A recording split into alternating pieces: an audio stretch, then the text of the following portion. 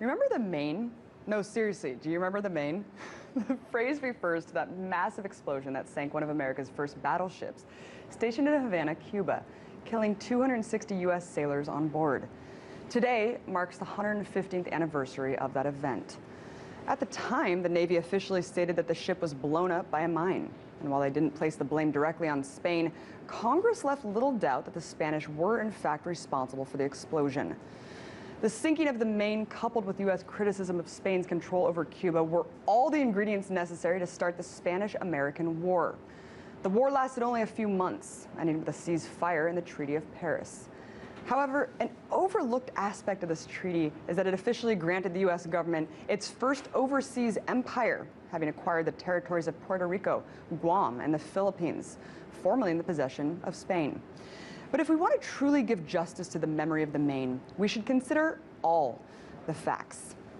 See, in 1976, American naval investigators concluded that the inferno that sank the Maine and killed more than half its crew was caused by the ship's ammunition stockpile igniting.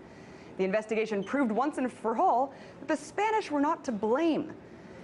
Isn't it interesting that an entire war could be launched against another country based entirely on false pretenses? Well, we're no strangers to this notion of starting wars on lies. One just has to look at the Iraq War to see that this is a common occurrence. But did you know that there's actually a long history of governments staging events or provocations and blaming them entirely on other countries in order to provide a pretext for war? They're called false flag attacks. And according to its naval warfare origins, a false flag attack occurs when a government uses an elite special operations cadre to attack that nation's state while falsely bearing the flag of another country or group. In other words, it's a self-inflicted wound used to outrage the populace and provide the necessary support and motivation for a country to attack or declare war. In fact, falsehoods seem to be at the heart of every major war of aggression throughout history. But I'll just go over a few more.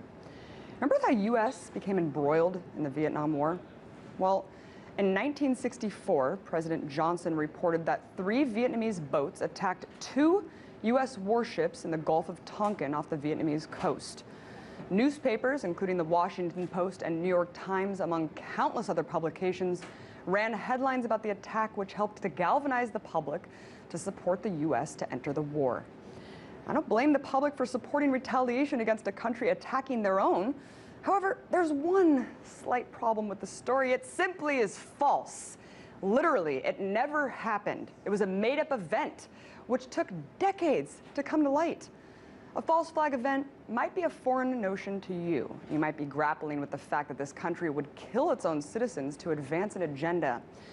But one has to look no further than what former Defense Secretary Robert McNamara under JFK proposed under a now declassified document known as Operation Northwoods.